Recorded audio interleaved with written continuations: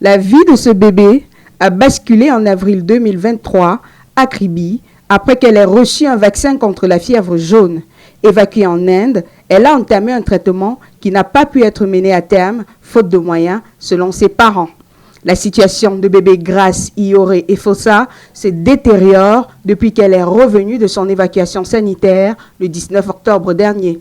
Pendant que nous étions en Inde, les médecins lui ont fait une série de tests, ils lui ont administré un bon traitement et par ailleurs, la physiothérapie devait immédiatement suivre.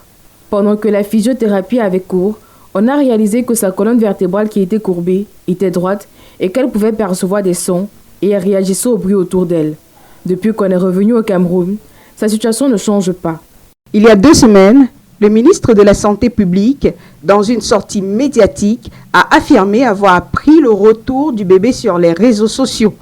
L'enfant a été évacué en Inde, où le programme élargi de vaccination, parce que nous avons fait une décision au niveau du Conseil national de la santé, qui a été envoyée pour paiement au niveau du ministère des Finances, mais comme le programme élargi de vaccination savait bien que peut-être ce paiement pourrait avoir quelques temps de différé, ce programme a pris en charge ce séjour d'1 mois.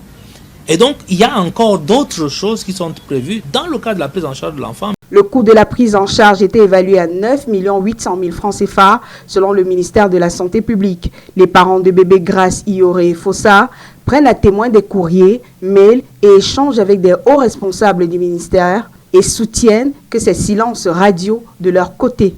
Lorsque la famille a été évacuée en Inde, l'État du Cameroun n'a pas suivi avec la suite des frais médicaux jusqu'au point où l'hôpital en question qui était chargé de prendre soin de l'enfant a engagé les soins sur l'enfant à crédit. Et vu que l'argent n'arrivait pas, ils étaient obligés de rentrer sur le Cameroun le 19 octobre. Et depuis qu'ils sont arrivés au Cameroun, rien n'est dit au sujet du suivi de l'enfant. Cependant, la cellule de communication du ministère de la Santé publique dément. Contactée, elle soutient que le ministre n'a pas été saisi de l'affaire.